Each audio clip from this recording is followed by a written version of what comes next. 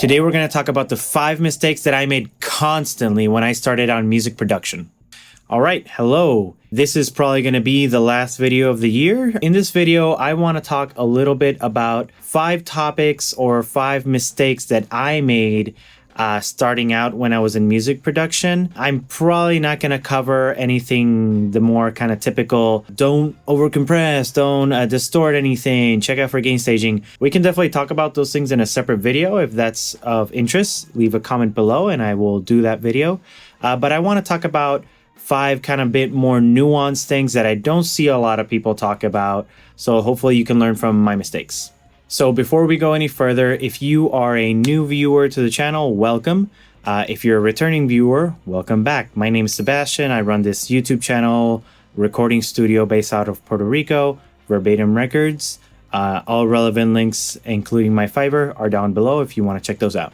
Mistake number 1, getting stuck in a loop. I know in the beginning, and maybe this is more on my music journey, just getting stuck in a loop in the musical sense. I don't mean just kind of recording a section over and over. I mean, like you have a guitar loop or a drum loop, a bass loop, a vocal loop, whatever it is. And it sounds great. It can it scratches the right itch in your brain, right?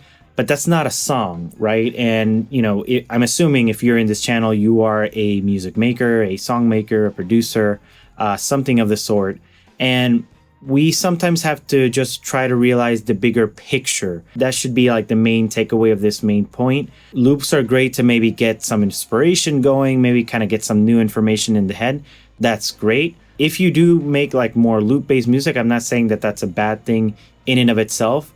But again, those are not songs. They're just loops. And we're trying to make music.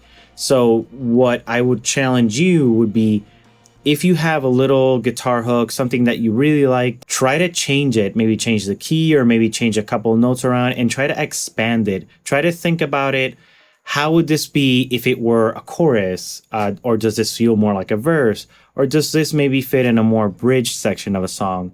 And then kind of work backwards from there, where you can maybe make the other section of the song around that little loop that you maybe really like. And again, I'm not saying throw it away, but use it as the key to kind of open up a different song. Of course, this is very different if you're working on other person's music. You know, if they provide you with something already, that is by and large very different topic. But if you're making your own music from scratch, I know it can be tempting to kind of just use the loop over and over again in songs, and that definitely has its place. But I would challenge you to take those little tiny loops that you're making and just kind of roll with it a little bit more and transform it into a song. And you'd be surprised how creative you can be. So this next one, tip number 2 or mistake number 2, not releasing songs. I know for the longest time when I started out, I wouldn't do anything with the kind of mixes that I would make. Obviously, you can't release mixes of other people. I know there are a lot of places where you can get mixes and for free and you can practice. I don't mean using that, but maybe you made a mix, whether it's simple, whether it's just a guitar loop or something like that. Not releasing that is the biggest disservice that you are doing to yourself as a producer, as a musician, as a creative person.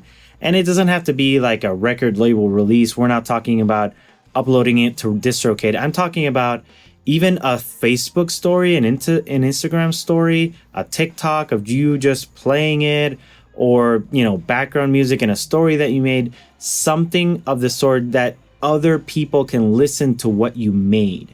Because if it's just sitting in your hard drive, it's doing nothing, you know, it realistically is, well, doing nothing. We want to be able to show this to other people. And again, don't stress on the perfect aspect of it.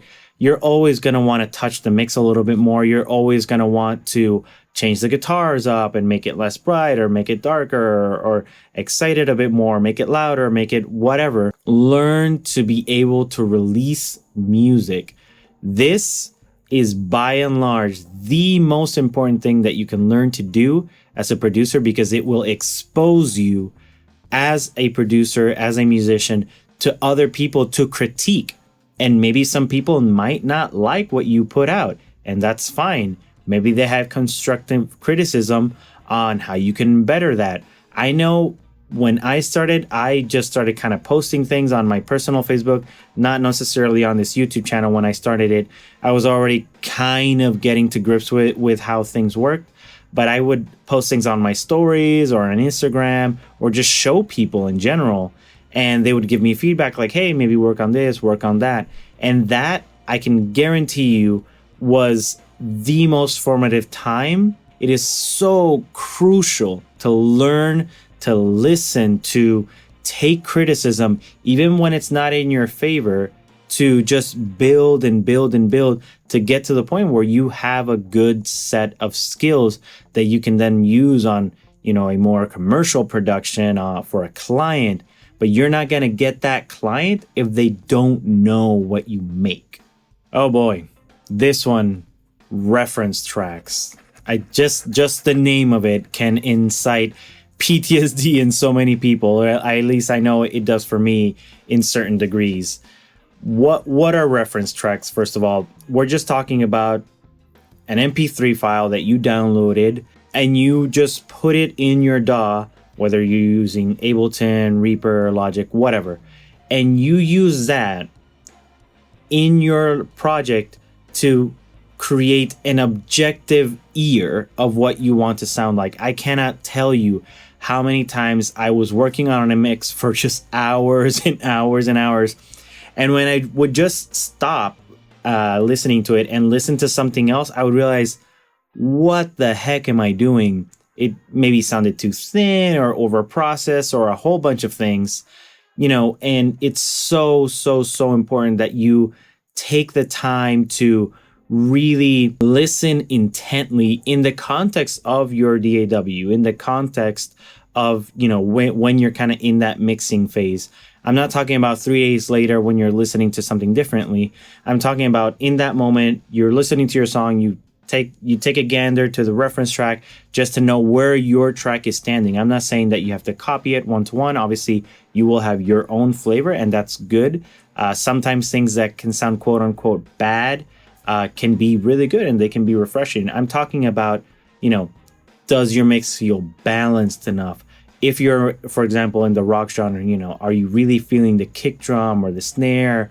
Are the cymbals too loud? Things like that. And you will only really know until you compare it to other mixes. And this kind of draws inspiration from the previous topic on, showing it to someone else.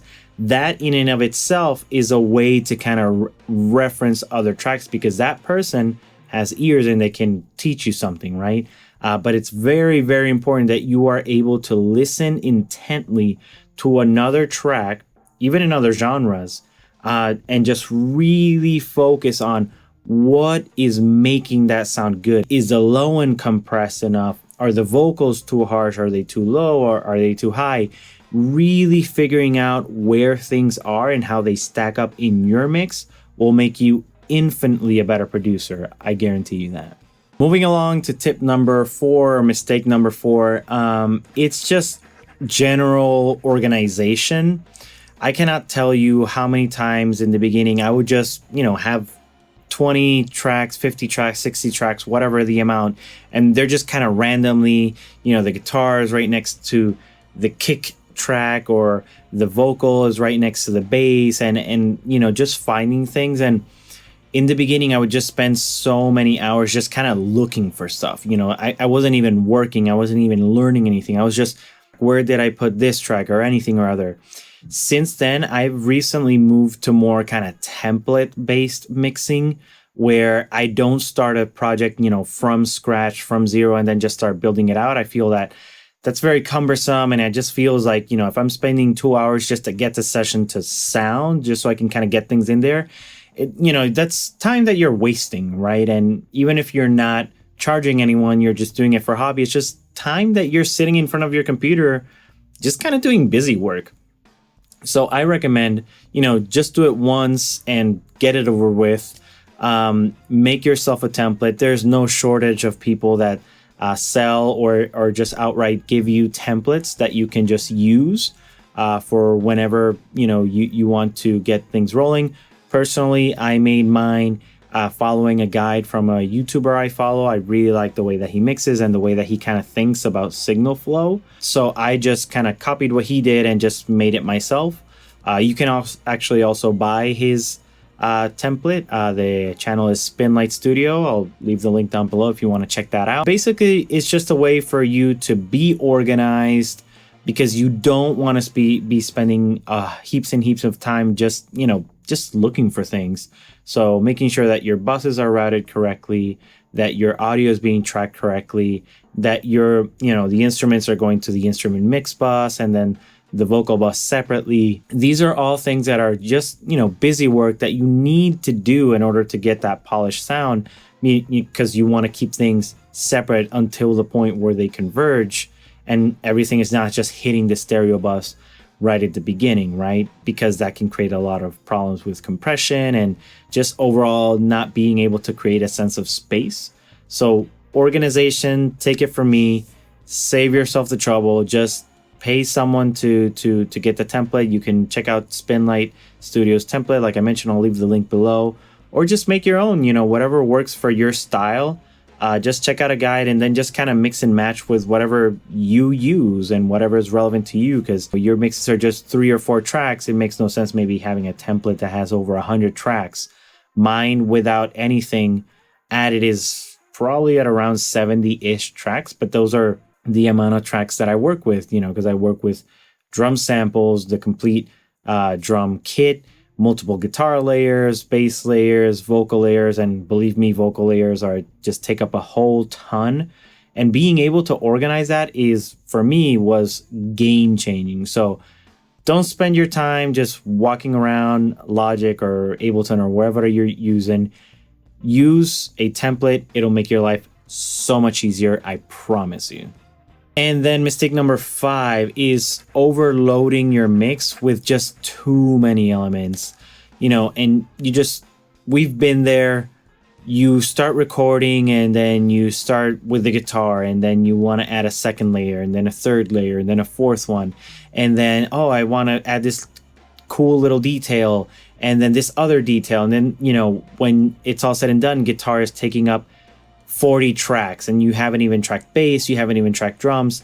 And I'm not saying everything has to be playing at the same time, but just overloading the mix with just too many elements happening can really choke the life out of your mix, because it can just become this wall of sound and this kind of mush where nothing is really defined in the mix. I know in the beginning I had a huge problem with the drums. I just couldn't get them to sound the way that I was having in my head and hearing these records.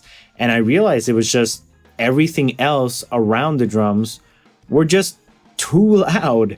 And then I realized just bringing things down a little bit, bringing them to more manageable levels where the drums can now have their sense of space, really opened up the mix where everyone is kind of sitting in their particular space.